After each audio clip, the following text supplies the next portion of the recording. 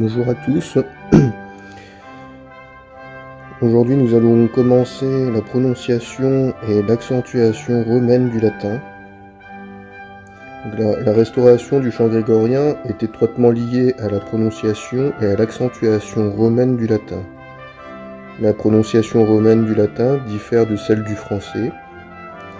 Premièrement, en ce que toutes les lettres y sont prononcées. Et deuxièmement, en ce que ces lettres n'ont pas le même son qu'en français. Le E est généralement ouvert, jamais muet. Par exemple, Deus. Le U se prononce OU. Par exemple, Oremus. AI et OU se prononcent AI et OU et ne sont jamais diphtongues.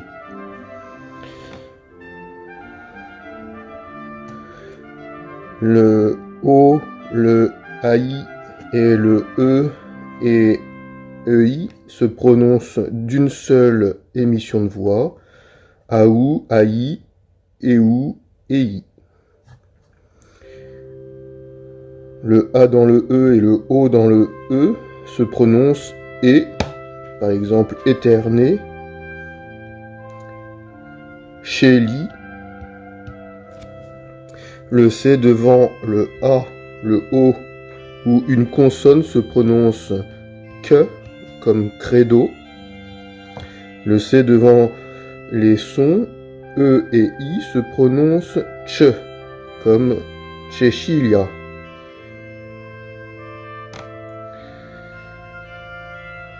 Le 2C se prononce ch, comme etche. Le SC se prononce ch, comme echendi. XC se prononce ksh, comme excitus. Le CH se prononce que, comme kérubim.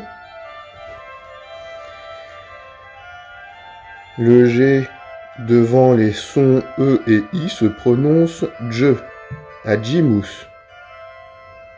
Le GN se prononce gne, comme dans agneau ou agnus. Le J a le son de l'Y et forme diphtongue avec voyelle suivante. Jésus, par exemple, se prononce Jesus, Jesus.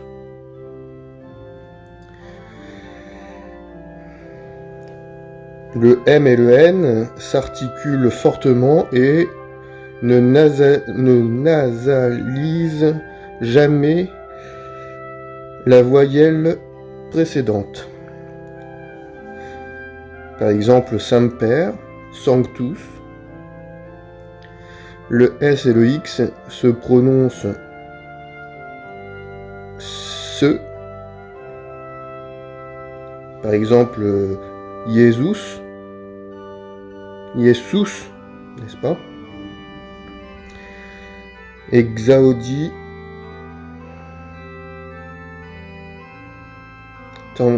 Le TI, excepté après les lettres S, X et T, se prononce gracias, se, sia, ou hostia, par exemple. Gracia, hostia.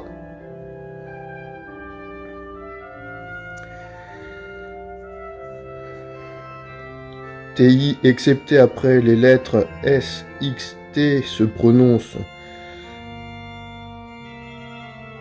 sia.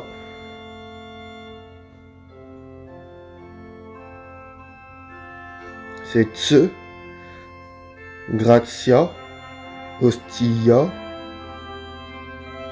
Le Z se prononce dze, comme zelus.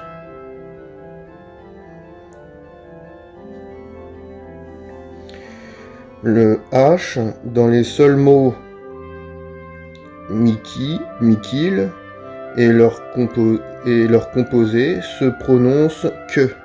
Miki, Miki et Mikil. Dans la lecture du latin, l'accentuation est tout aussi importante que la prononciation. L'accentuation ne consiste pas à allonger la syllabe qui porte l'accent, mais à appuyer sur cette syllabe en élevant et renforçant un peu la voix. Dans les mots de 2 syllabes, c'est la première qui est accentuée. Et dans les mots les plus de 2 syllabes, l'accent se retrouve sur l'avant-dernière, ou sur celle qui précède l'avant-dernière. Mais cette distinction ne peut être déterminée que par ceux qui ont étudié le latin. C'est pourquoi, dans les mots de plus de 2 syllabes, la syllabe accentuée est indiquée dans les livres liturgiques par un accent aigu. Par exemple, Maria, Dominus.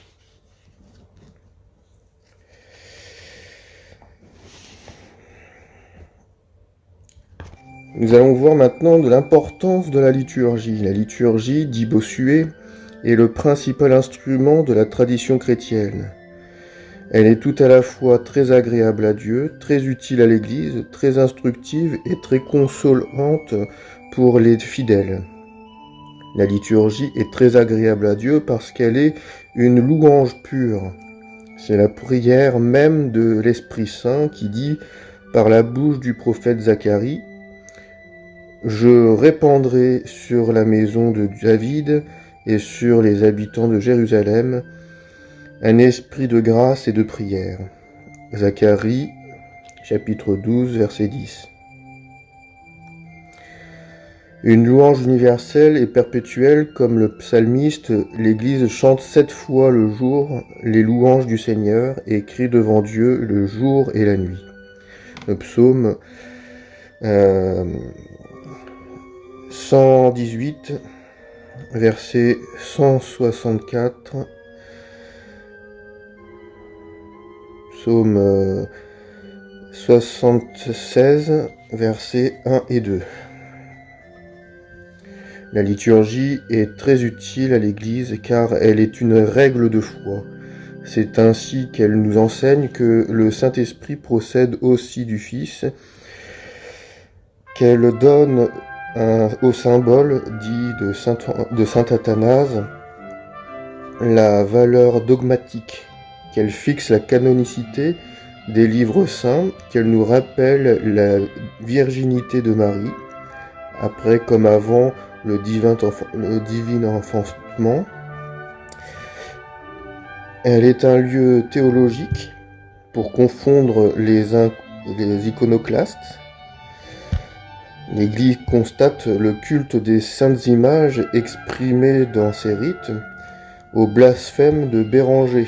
Elle oppose sa croyance perpétuelle à la présence réelle exprimée dans les secrets et les post-communions du missel romain et aux sacramentaires. Donc les sacramentaires, c'est un nom qui est donné aux hérétiques qui ont enseigné les erreurs touchant à l'Eucharistie. Ne pas confondre ce mot avec son homonyme qui désigne les livres liturgiques anciens réunissant toutes les parties récitées ou chantées par le célébrant. Le sacramentaire du XVIe siècle, donc sa formule liturgique Lauda Sion, ayant à établir la nécessité de la prière pour obtenir le progrès de la justice dans les âmes. Le Concile de Trente invoque le témoignage de l'Église par la liturgie. Cette augmentation de justice, dit-il, la Sainte Église la demande. Quand elle priait en cette manière, « Donne-nous, Seigneur, l'accroissement de la foi, de l'espérance et de la charité. » Les rites sacrés, dit Léon XIII, bien que par eux-mêmes ils n'aient pas été institués pour démontrer la vérité des dogmes catholiques, ils les traduisent, pour ainsi dire, et les expriment d'une manière vivante. Elle est un lien d'unité. C'est surtout dans l'unique forme des prières contenues au bréviaire romain, dit Clément VIII, que cette communion avec Dieu, qui est un, doit être perpétuellement gardée, afin que dans l'Église, répandue par tout l'univers, les fidèles de Jésus-Christ invoquent Dieu par les seuls et mêmes rites de chant et de prière. Aussi, remarque Saint Pie V, les fauteurs d'hérésie et de schisme se sont empressés de se créer une liturgie particulière et de déchirer au moyen de ces nouveaux offices dissemblables entre eux la communion, qui consiste à offrir au même Dieu des prières et des louanges dans une même forme. Elle est le dépôt officiel du dogme catholique, car, dit saint Augustin, la foi de l'Esprit se trouve dans ses prières. La liturgie instruit les fidèles, en leur rappelant chaque année les principaux dogmes, les principaux préceptes de la vie chrétienne, en leur montrant comment toutes les créatures louent le souverain maître. Chaque règne le loue à sa façon. Le règne minéral fournit la pierre et le marbre pour ses temples, l'or et l'argent pour ses vases sacrés. Le règne végétal offre ses fleurs pour l'ornement des églises, le pain et le vin pour l'Eucharistie, l'huile pour plusieurs sacrements, l'encens pour ses cérémonies, le lin et le chanvre pour les vêtements de ses ministres. Dans le règne animal, le ver à soie fournit le fil des plus beaux tissus et l'abeille la cire parfumée. La liturgie est pour les fidèles une source de consolation et de vie spirituelle parce que elle leur rappelle sans cesse les perfections de leur Père céleste. Les psaumes en particulier leur redisent à chaque fonction liturgique les grandeurs et les miséricordes du Seigneur. Nation, louez toutes le Seigneur, peuple, louez-le tous. Parce que sa miséricorde a été puissamment affermie sur nous et que la vérité du Seigneur demeure éternelle. Psaume 116.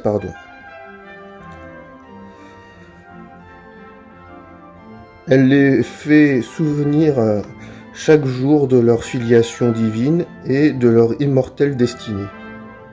Ce sont les sentiments et les pensées que ne cessent de réveiller en nous les chants du psalmiste. Comme un père a une compassion pleine de tendresse pour ses enfants, ainsi le Seigneur est touché de compassion pour ceux qui le craignent. Psaume 102, verset 13. Que de fois, s'écrie saint Augustin, vivement ému, j'ai pleuré au chant de vos hymnes et de vos cantiques, ô mon Dieu, lorsque retentissait suavement la voix mélodieuse de votre Église. Les paroles s'insinuaient dans les oreilles de la vérité, pénétraient mon âme, le sentiment effectueux de la piété s'animait en moi, mes larmes coulaient et elles étaient mon bonheur. Elle est pour eux la source première et indispensable du véritable esprit chrétien. Pie X, Motu Proprio de 1903. Car elle se sert du visible pour les entraîner à l'amour de l'invisible, ainsi qu'il est dit dans la préface de Noël, afin que, connaissant Dieu des yeux du corps, nous soyons ravis par lui à l'amour des réalités invisibles.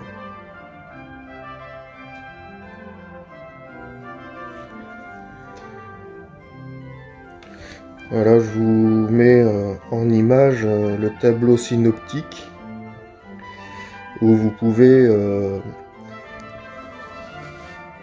voir la liturgie en général avec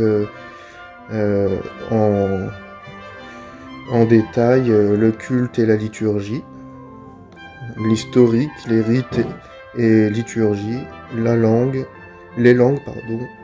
les livres liturgiques, les chants liturgiques, la prononciation et accentuation romaine, et de l'importance de la liturgie. Nous avons fini pour ce chapitre, et la prochaine fois, nous irons sur le chapitre 2, les lieux liturgiques. À la prochaine fois. Merci d'avoir regardé ma vidéo.